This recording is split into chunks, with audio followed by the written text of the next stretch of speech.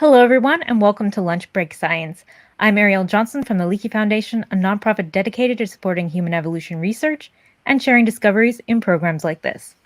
We'd like to thank the Anne and Gordon Getty Foundation and Camilla and George Smith, whose generous support made this episode of Lunch Break Science possible. We would also like to thank Kelly Stewart and Sandy Harcourt, and the Anne and Gordon Getty Foundation for offering a quadruple match, that's 4 times, for any donations made during Women's History Month. So we've shared a link in the chat if you are interested in making a donation. Here with us today is Leakey Foundation grant recipient Naomi Cleghorn. Naomi, thank you so much for being here.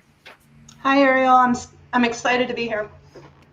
Naomi is joining us from Texas, where she is Associate Professor of Sociology and Anthropology at the University of Texas, Arlington. Naomi examines human social and technological adaptations to ecological stress. This research has taken her all over the world. She has studied Neanderthals in the Caucasus of southern Russia. Today, she'll be discussing her work at Nysna Cave in South Africa, which is on the coast there, and she's been at that site since 2012. And as I said, she'll be discussing what she and her colleagues found at the site. Before we hear from Naomi, if you're watching us live on YouTube, Facebook, Twitter, or Leakey Foundation Live, you can submit questions for Naomi at any time in the chat, and she will answer as many of them as she can at the end of the episode. The earlier you get those questions in, the more likely she will be able to answer them.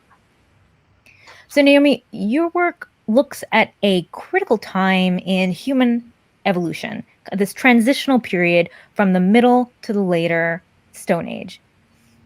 What is so important about this time period? Well, the Middle Stone Age is actually this technological phase in human evolution in Africa in particular, and it's associated with the emergence of anatomically modern humans.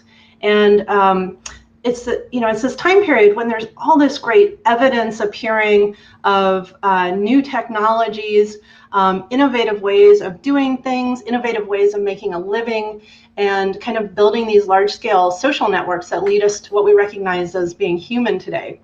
And all of these innovations seem to pop up in a kind of mosaic way in the Middle Stone Age until there's this really dramatic shift in the underlying technologies to the later Stone Age. And we recognize that shift today, but it's unclear why that's happening. And so it's not very well understood what happens right at that change. And so that's what I kind of like to understand. And for me, this is really about kind of linking up those early Middle Stone Age innovators in our evolutionary history to what has happened to humans since. Well, I'm looking forward to hearing more about it during your lecture. But to kind of start off, how did you become, or how and when did you become interested in studying archaeology? Well, I got interested pretty early, and I think I credit my mom with taking me to the Smithsonian a lot when I was a kid.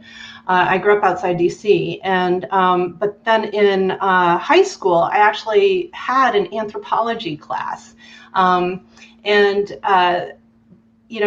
was kind of a game-changing experience for me. So I kind of I got turned on to anthropology really early, and I already knew I kind of wanted to do archaeology. I was trying to break into field schools early, and they wouldn't let me start until I was 15. So I was trying to do those field schools during high school, and then I did an internship at the Smithsonian. I was just, I really loved working there, and I had some wonderful mentors. And I just remember, and that is not a picture of me in high school, but that is at the Smithsonian in the archaeobiology lab. But I kept going back there. But I just remember one of my early mentors putting an assemblage of broken bison bones in front of me and saying, "Here, try to deal with this and figure out what goes where." And I pretty much fell in love with skeletal material, and I've been working with it ever since. Well, where were the first locations you were at when you went out into the field?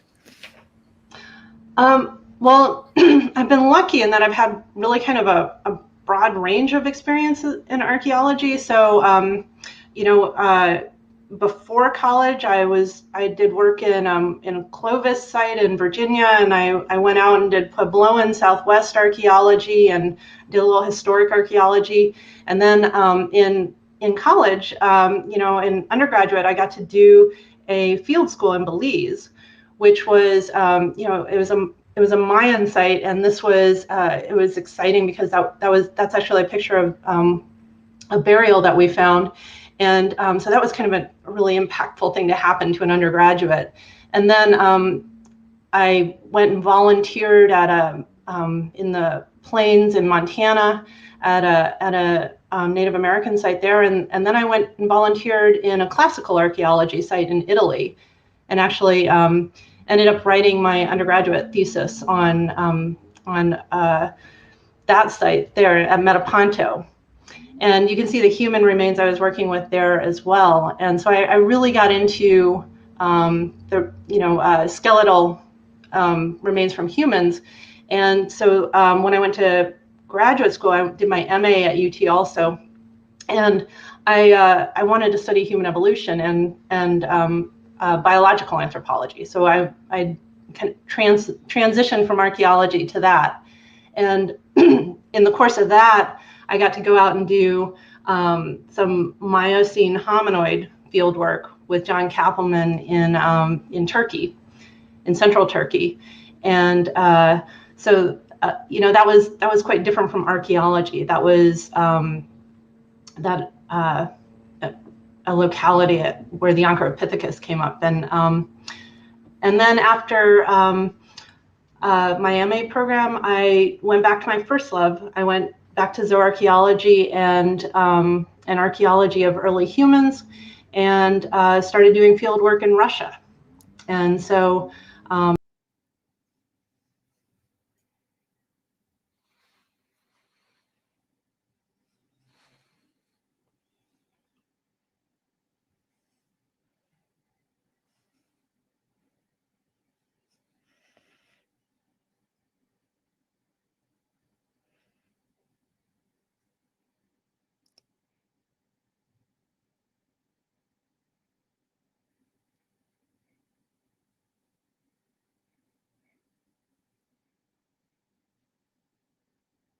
Oh, we're experiencing a quick technical difficulty. We'll go back to the Russia clip. Okay. Sorry. Am I back on? Yes, you are back on. Okay.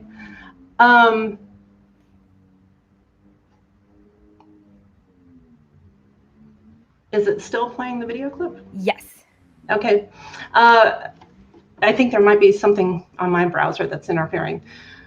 So anyway, for my dissertation, I went back to zooarchaeology, and I did field work in Russia and the Caucasus at some great sites, Mezmayskaya, Mishnu Lagati Lagat, and so I did field work there for many years. And then after that, when I started my career at UTA, so I had been working in Russia with Neanderthals and Neanderthal early modern human interactions, and so I later, when I went to Texas, I started getting more interested in the early modern human side of that. So I transitioned to Southern Africa. I had a great invitation by my former dissertation advisor, Curtis Marion, to come and work on his project at Pinnacle Point. And so I did that for several years and learned a lot more there. So you can keep learning even after you finish your graduate program.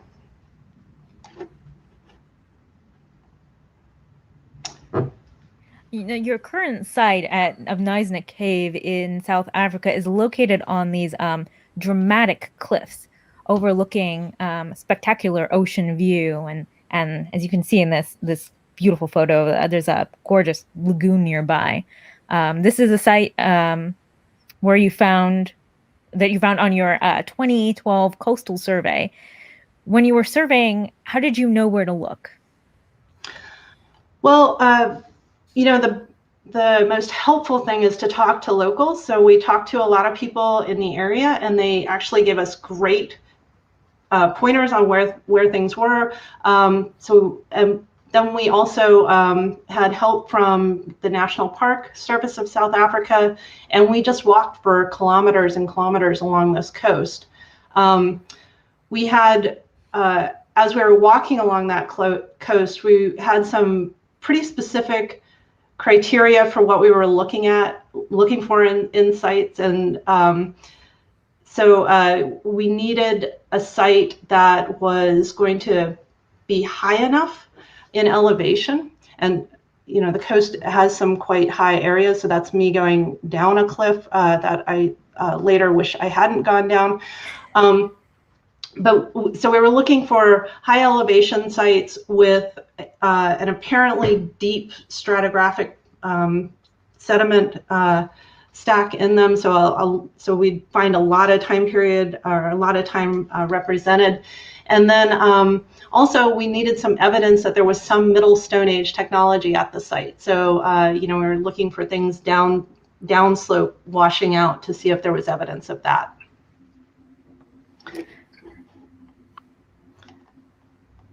So then we, I did this survey with my graduate student at that time, Chris Shelton, and we found this site. And immediately when we found KEH1, when we found the site at Nysna, we could see where the archaeology was in it. We could see it was a deep deposit, and it was, of course, quite high up. It's 23 meters up.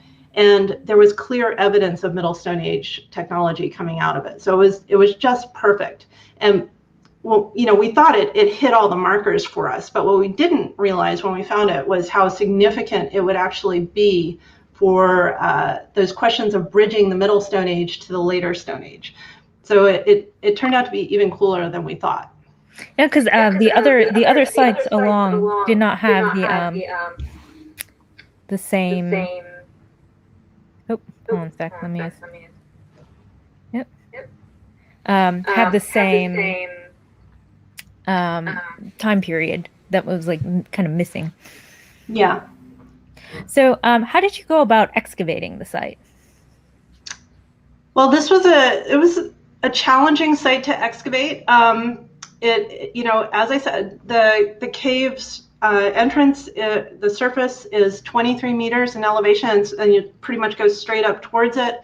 That slope is a 35-degree erosional slope, and that's exactly where we were digging. So it was challenging, and I really envy people who dig nice flat surfaces. But that slope was perfect because it actually let us go right into the older sediments that we were most interested in without disturbing some of the more recent stuff that was kind of upper and farther back in the cave. So we used that slope to our advantage.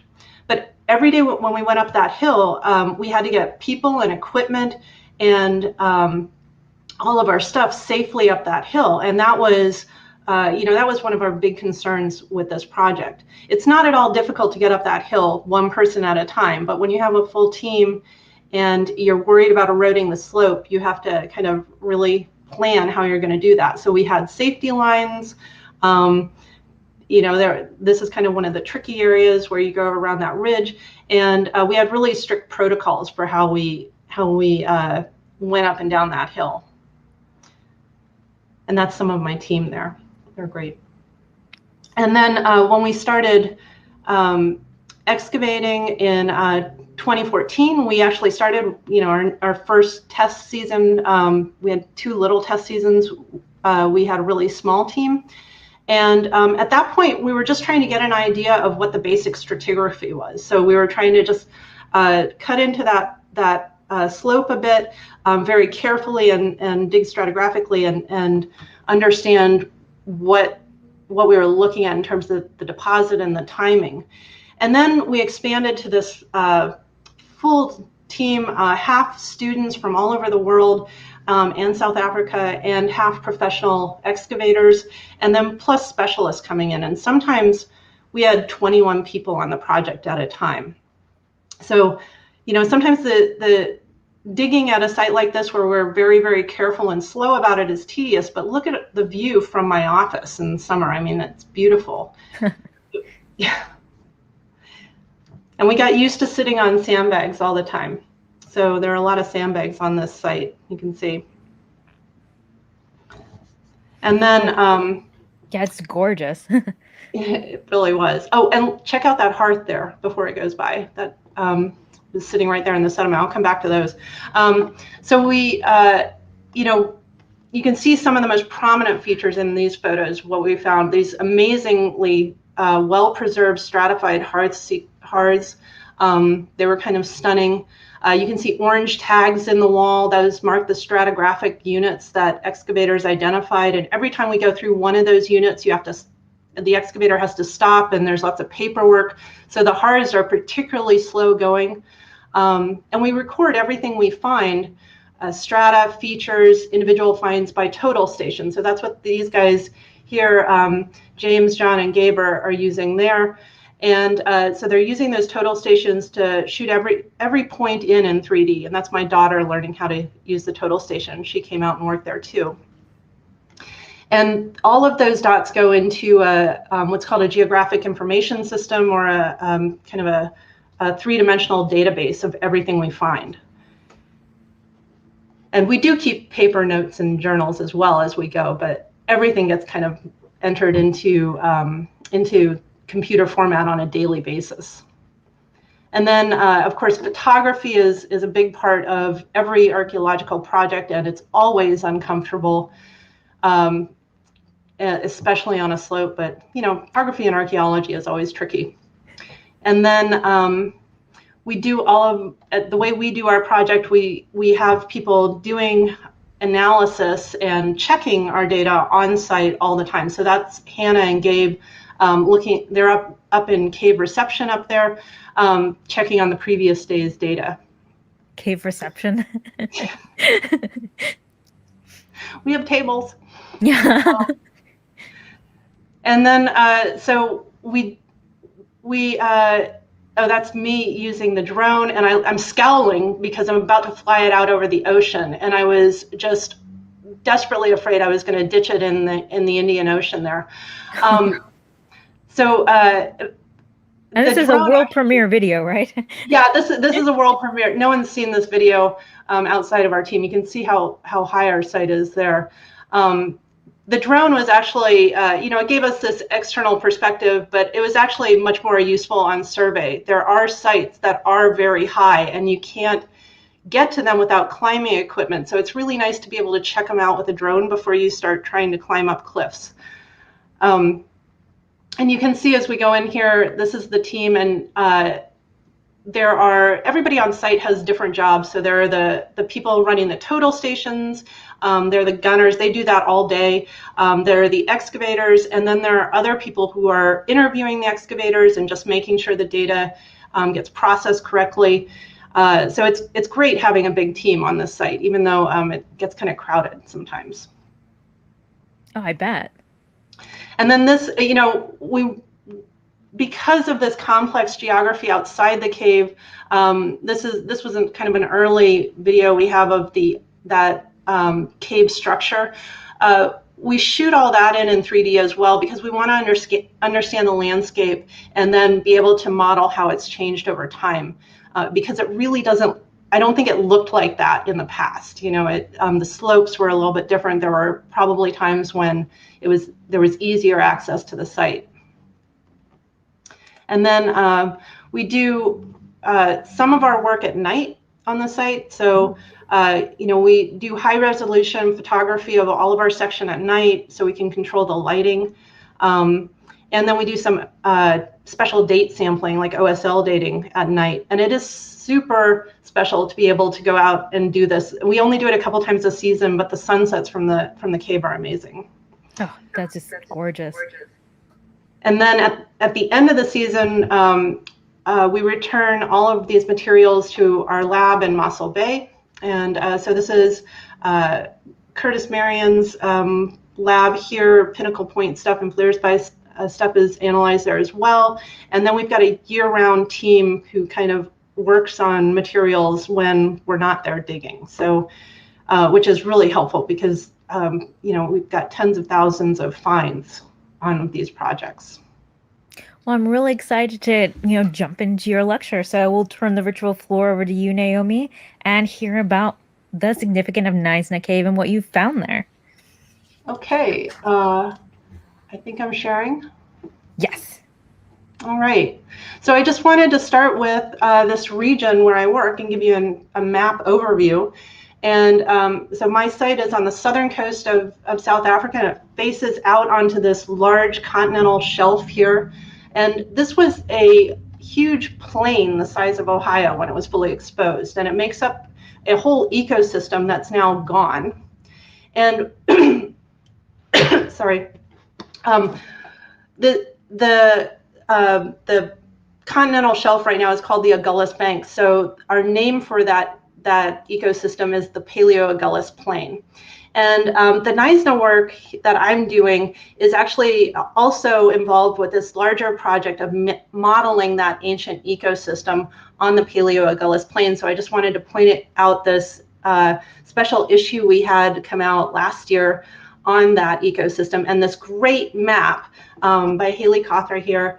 And there are many maps, many new maps in this volume that are fantastic like this. But here's the coastline here again, and this is that underwater plain, and this shows you in this case, the geology and the river systems across that plain. You can see these big systems, including deltas, and we also, kind of model the vegetation and the animals on that plain, and the archaeology then can help us fit humans into that system. And so these are some of the iconic Stone Age sites along that coast. They're well known, they're in your textbooks, and Nysna just fits right in here between Pinnacle Point and Nelson Bay Cave. And our research, so this gives you a time frame for these sites as well. So these are those same sites on a timeline here, and this is thousands of years before present, going back about 175,000. Middle Stone Age goes back farther than that, but here's a base to it. And so the Middle Stone Age comes up to about here, and then there's this weird intermediate period where we don't quite know what's going on. There are some gaps, and then the later Stone Age. And so one of our big research questions here, and for many people in southern Africa right now, is how does the Middle Stone Age change into that later Stone Age? Why does that happen? We know it happens at different times in different places. And what kind of makes that happen? What does that mean? And then down on the plain, we're also interested in how the expansion and contraction of that huge amount of landscape and ecosystem actually impacts social and technological adaptations of humans. And so Nysna fits right into that gap there very nicely. And we haven't hit the bottom of it, so we don't actually know how far back it will go in time. And this is another beautiful picture of our cave. This picture was taken by Eric Fisher. And so in this short presentation, what I want to kind of do is take you back through time at this site. And so if you can imagine at some time in the past, at some times in the past, this site would have looked out over that wide, flat grassland plain with meandering rivers, and that cave would have provided a great vantage point for seeing out across that plain. And we've dug, as I said, we've dug at this site since 2014, and we basically dug between 2014 and 2019. We weren't able to get out last year. In South Africa, when you dig a site like this, unlike many places in the world, you name your layers rather than numbering them. And so the names I'm giving you here on the right those are the major stratigraphic names for our site. Some people in South Africa actually use people's names there. I tend to use descriptive names. And these all represent distinct time periods in the environment and the prehistory of the site.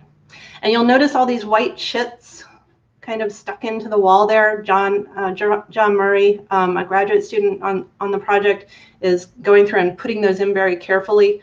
And what we do with those, we take those 3D laser scanners and we shoot all of those and then go into our night photography, and we end up with a very high resolution photo archive that then we can link to our 3D database.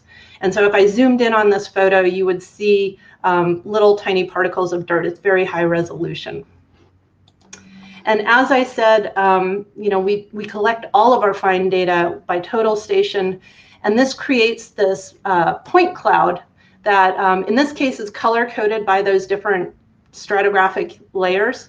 But I could turn off the layers. I could just turn on, for example, just the stone tools or the animal bones, and I could look at the physical relationships between those different finds in that way. And sometimes you see little layering and breaks between layers that you just wouldn't pick up when you're just sitting there excavating in the square by itself. So this type of 3D analysis really helps. Okay, so now I'm going to kind of take you on a tour back in time through the site, beginning with the oldest unit here that we have so far, which is greater than 50,000 years. And so if you were here more than 50,000 years ago, you would be kind of lonely, we think. We just don't find a lot of human remains, or the trash that people have left behind in this time period, which is odd because at the very same time over at Pinnacle Point, there are people there. So we're trying to understand what the relationship is of those two sites where they overlap on this landscape. And then, of course, at the very bottom of this whole sequence, right at the end of the last season, this always happens, we found this hippo, kind of broken hippo tooth at the bottom. And I don't think the hippo wandered into that site on its own. So now, we have this kind of intriguing evidence that something else, there might be some more occupation down here, but we have to get back in order to find it. So if you were here at this time period, you were probably looking out onto this, this coastal plain with, there's that hippo and some great, animal resources from the human perspective. And then we think there were a lot of wildfires at that point because we get the charcoal blowing into the site. And then if I go forward just a little bit in time to 46,000 years ago, that arrow's moved up a little bit. There are, the environment probably didn't change too much, but humans are beginning to come to this site every once in a while. And we can tell that here by these little dark lenses and kind of broken up combustion features that people have left. And some of their, their artifacts are there as well. So there's a little bit of occupation in this time period. It's kind of low density. And the people who are coming by are using typical Middle Stone Age tools. So these big kind of pointed knives and points, and they're large tools made on flakes, made on quartzite for the most part. But then something unexpected happens, and this was unexpected because I don't really think there's a record of this anywhere else on the coast. It's just not something that's caught. But at about 34,000 years ago, there's a dramatic sea level rise. And it looks like just kind of a quick event. It's about 34,000 to maybe 26,000, which, it sounds long to us, but in geological terms, it's pretty quick. And at this point, if you were in the cave, you would have been looking at something like this, or maybe just a little bit farther off, but something like that. And so how do we know that, or why do I think that? Well, at this point, we start finding a dense accumulation of shellfish remains. So people start bringing, most of the stuff they drop in the cave at this point is shellfish. A lot of tools and some fauna too, but other animals as well, but mostly shellfish. And the sediment from this period is really interestingly unique. It stands out. When people are digging in this layer because it is just full of charcoal, probably from cards that have been kicked around. This might actually be the remains of one of these hearts. You just can't see it because there's so much dark sediment around it. And also, I think it was kind of mucky and wet at this time period. But people were bringing things back to the cave at this point, like this turbo shell, that's a big sea snail, or this kite. This is a giant chitin, which is a really weird looking mollusk that I would not have thought of eating. But these were quite popular, so people were bringing these back to the site at this point. And those are all intertidal marine animals, so they're coming from the coast. So, this layer really shows that at this point, people were using this site a lot. And these are still these Middle Stone Age people. So their tools, again, they're just like late Middle Stone Age tools, big points. Something dramatically changes at about 26,000. The sediment at the site is no longer this dark black. It kind of turns into a normal dirt color, if you want to think of it that way. And then in this period, 26,000 to 22,000 years ago, this is this time period that's the run up to the last glacial maximum. So sea level globally is kind of heading down again. And that big plain outside of the site would have been gradually opening up. But our site is becoming even more popular at this time period. There is much more material being accumulated.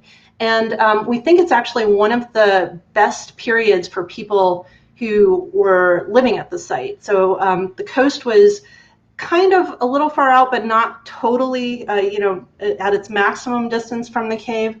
And there was a plain there, so they could get to those coastal resources and still get shellfish, but they could also access all those big animals on the plain.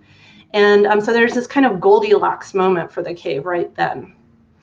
And now that we have, in this period, we also have this spectacular preserved hearth sequence. So this is kind of a cut through a couple of these hearths that are just stacked right on top of each other. And when we find them, most of them are really well preserved. They come up looking like pizzas of different sizes.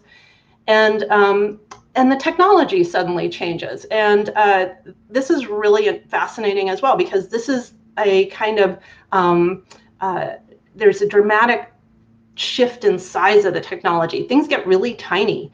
You can see these are 1 centimeter scales here. And people are using new materials. They're making small materials. These might be tools that they'd use for very fine manufacturing activities. And they were definitely favoring different types of raw materials as well. And so this is, I'm hoping that this sample from Nysna, it's pretty large, can actually help us understand this transition better across Southern Africa. It's an enigmatic industry from Southern Africa, so this could be a big contribution. And then people here were also using a lot of mineral pigments at this time period. So they were painting possibly themselves and other objects with everything from this canary yellow ochre or mineral pigment to dark reds. And there are various different types used, so it gets kind of complicated with the types of pigments. And we find that they're also using ostrich eggshell. We find a lot of that broken up. We don't find them making anything with it in particular, but we do think they're cooking with it. We actually have impressions in ash hearths where they've shoved an ostrich eggshell into the hearth, and you can see this perfect bowl that fits the eggshell. Okay, so that's that kind of Goldilocks period. Then right on top of that, there is a transition to what we think is a drier environment. This is the maximum glacial. This is when those big ice sheets covered the northern hemisphere, Scandinavia, and were kind of at their maximum extent. And sea level was at its lowest point. So the coast at this point was 46 miles away. And people were coming to the site, but they weren't coming as often. It wasn't quite as dense. And so now they're probably overlooking this arid plain. And the technology changes again to something that's better known and well recognized in Southern Africa, that is a later Stone Age kind of tiny bladelet technology. And there's a similar site just 30 kilometers to the east that these people probably knew about, or they were the same people. And then at the very top, and we don't have dates on this, so I just have general time periods here, above that last glacial maximum, there's a period of abandonment, and we don't know why that's happened. It's possible this is when sea level comes up really high, and it's just enough to kind of make the cave uncomfortable to be at on a regular basis. That's my working hypothesis right now. So sometime in the late Pleistocene or early Holocene, so sometime in that transition. And then at some point in the Holocene, so the Holocene begins about 11,700 years ago, but this might be later, so this might be mid-Holocene. They come back to the cave and they start using it intensely. And this whole top is about 1.5 meters to 2 meters of people's shellfish trash from meals. And there are some hards in here as well. So they're living and eating and throwing their shellfish here through that period. So we have some kind of summary things that we can say about this site now that we think are why it's, the reasons it's really important. First of all, it does bridge this middle to later Stone Age transition, and it does so in a very kind of tight way. So the timing is not spread out. It doesn't look like there are long periods of accumulation without humans there between those two.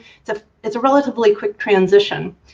And it's a fairly dense occupation both before and after that transition. So it really gives us a good sense, I think it will give us a good sense of who the people were before that transition and who the people were after. And then there are some other questions we ask about this site. This does look like the sweet spot on the Paleoagulous plain, so that, we want to explore that further in our modeling of that plain.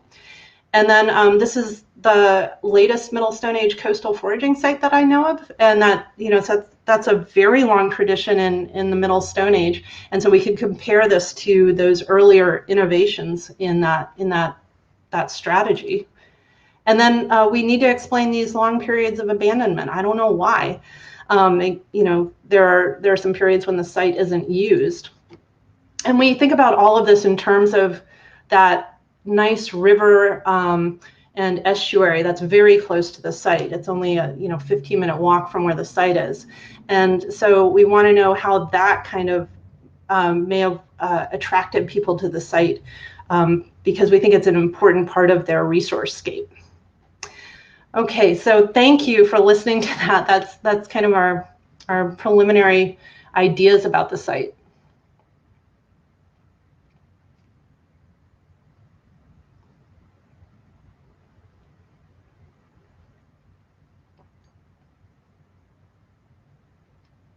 Sorry, I can't hear.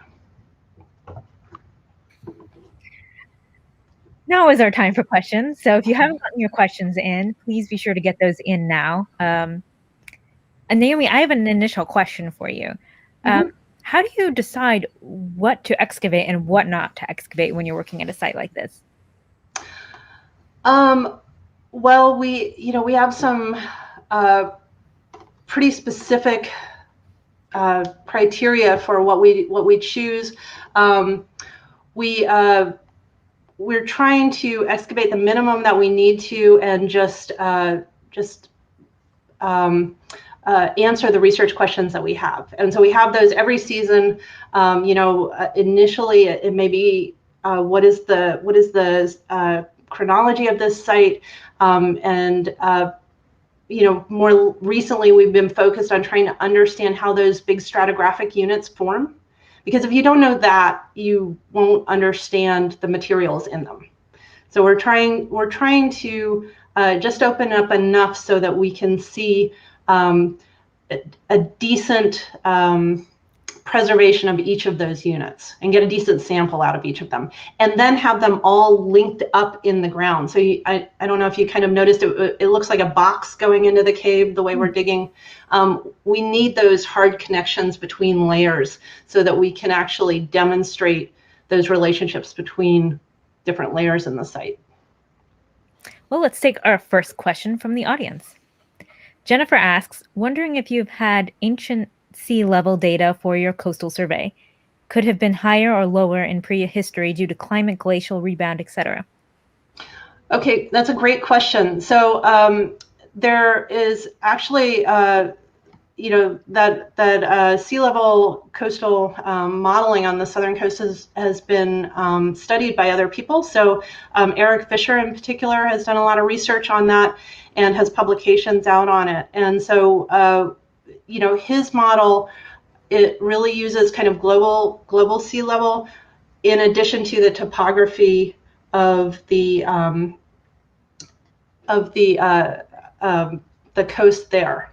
So, and there hasn't been a lot of rebound in this area. So there hasn't been a lot of uplift. There's a little bit of uplift going on, and that always becomes a question. How much is the African continent just kind of tilting and uplifting in the time period that we're talking about?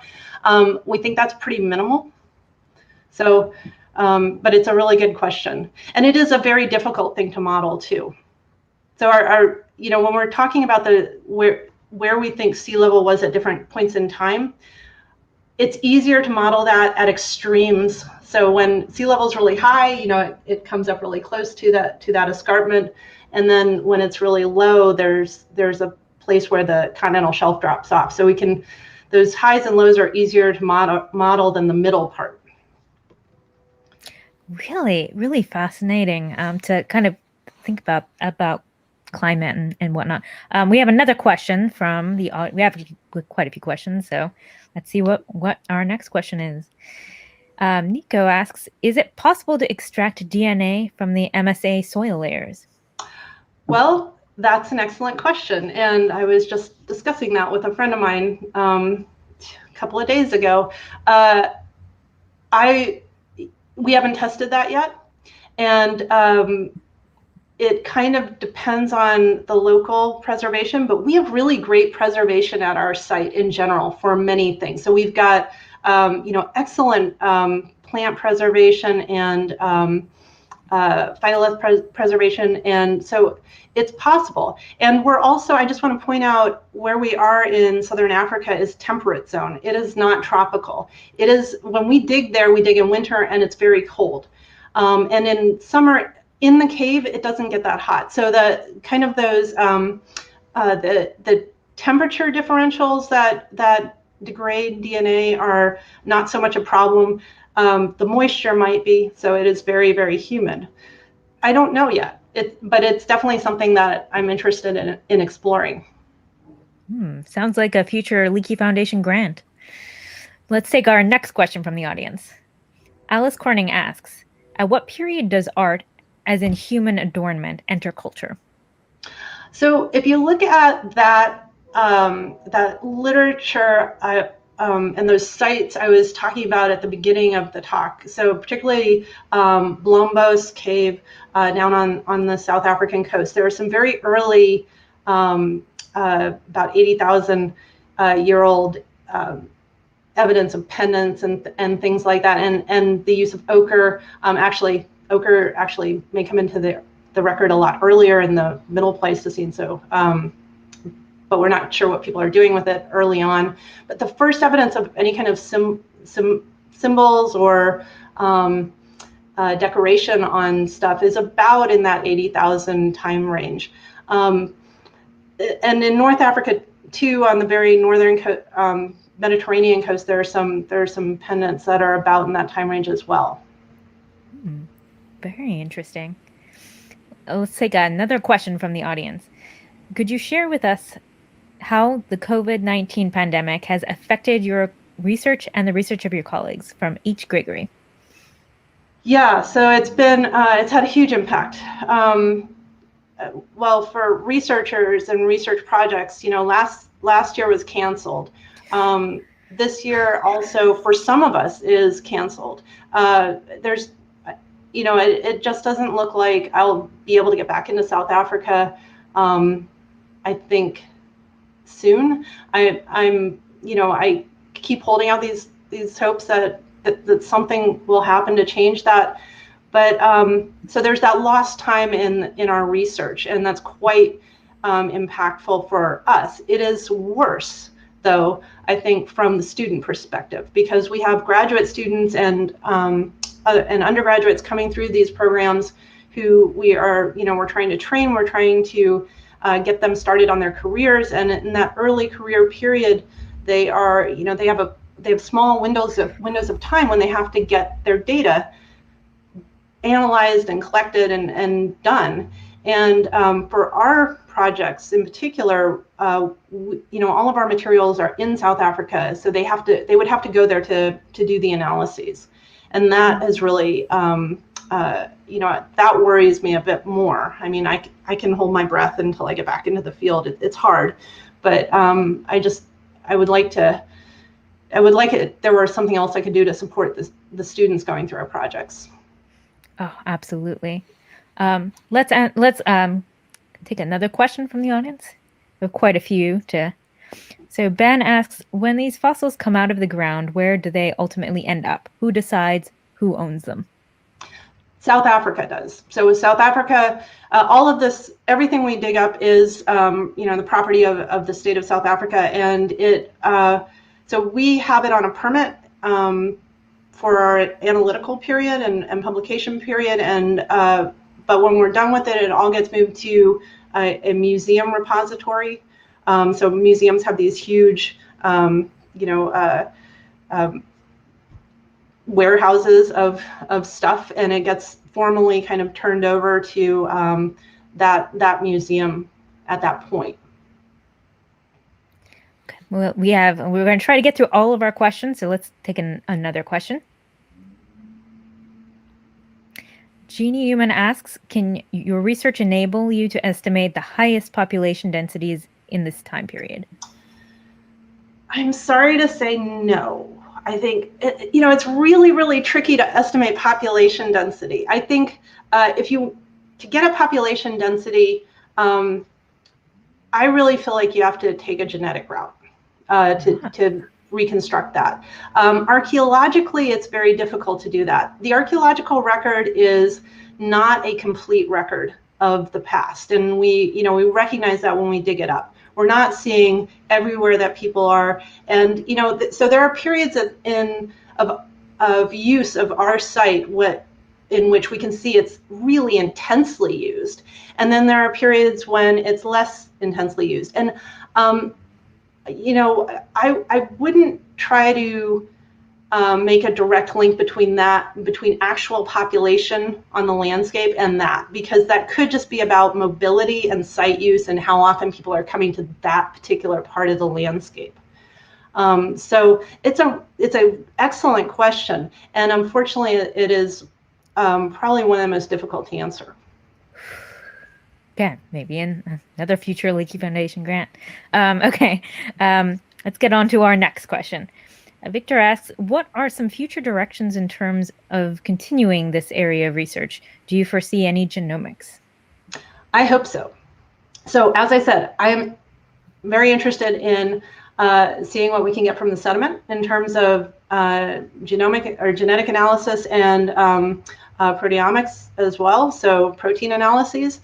That might also help with our faunal analysis as well, because the faunal remains from this site are intensively processed by humans. So they are extremely broken up, and I personally feel like we're looking at some cleaning going on too, so we get all the little bits, and they're really hard to identify. I don't know if I would have gone into zooarchaeology when I was a graduate student if I had hit this site first. It's a little frustrating. We have time for one more question from the audience. Ruben says, thank you for your presentation. I typically get super excited whenever I find just an old VHS player or camera. What does it feel like to hold a tool from 2,000 years ago plus? Finding any of this stuff is a really astounding experience. I mentioned that we found that hearth with an impression in it. That's a moment in time that we're capturing right there, and that particular hearth was right around the 26,000 range. So there's nothing like finding this stuff and actually seeing it come out of the ground. It is always exciting. So, sometimes people think of archaeology as being tedious because you're trying to move dirt very slowly, but you find this great stuff. And actually, if I got to tell you, if I could choose to do anything during this pandemic, it would be sitting in my lab, opening up the artifact bags, the barcode bags, and going through them, because that's pretty much like Christmas. I mean, every single one of them is amazing. Oh, I bet. So before we close, I'd like to ask one last question, and that is for those watching who are interested in pursuing archaeology as a career. Do you have any advice for them? Yeah, well, archaeology is a very, both lab and field-based science. So it's great to get practical experience, and you should do that as early and as often as you can. And I shared with you some. I had the opportunity to do a diversity of different things, and so I was really lucky in that. So I encourage people to look for every opportunity to volunteer, take an internship, go on a field school, all of those things. That said, I do realize that there are some real barriers for people, and sometimes taking the time off work or trying to pay for that field school are really difficult. And so I'm actually I'm on a project. I think you have a slide for it, Ariel. Yeah. This is the Human Origins and Migrations Evolutionary Research Consortium, and so we have a group that tries to get students into the field. We fully fund them, and we train them across multiple sites, which is, in a summer, which gives them that kind of broad experience, but makes it compressed so they can get that wide range of experience, and also build out their career social networks really quick. And so there are other projects that do things like that kind of fully fund undergraduate interactions with research like that. And so I encourage your students to look for that, and look for those projects. And we do need more funding for those kinds of projects. I think this is going to be really critical now at the end of this pandemic. We've lost a lot of people, a lot of potential scientists, because of the loss of field time. And so we need to have more of these kinds of opportunities available. The Leakey Foundation actually has a scholarship, the Joan Cogswell Donner Field Scholarship, that provides funding towards field tuition for students who are in country or from countries with limited resources to support training in the field related to human evolution research. We've shared a link in the chat if you're interested in learning more about if you qualify for it, or just more about it in general. So check it out. Naomi, thank you so much for joining us today. So it was a wonderful episode, and I just thank you so much. Thank you. It was fun. You can visit us at leakeyfoundation.org to learn more about the Leakey Foundation, Naomi Cleghorn, as well as how you can help support research like Naomi's and educational programs like Lunch Break Science.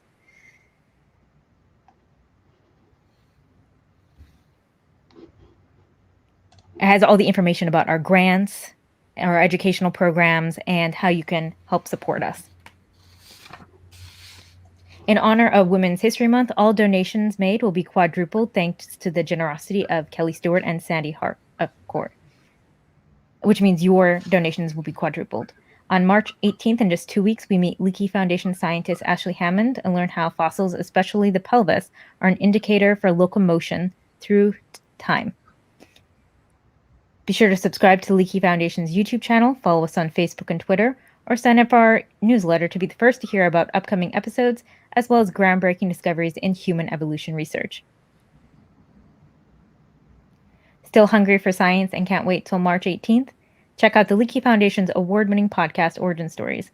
Our most recent episode discusses how teeth tell a detailed and intimate story of the lives of Neanderthals. It's wherever you listen to podcasts. Lunch Break Science is made possible through the generous support of the Anna Gordon Getty Foundation and Camilla and George Smith. Thank you all for taking a break from your day and feeding your brain with the Leakey Foundation. Until next time, stay hungry for knowledge.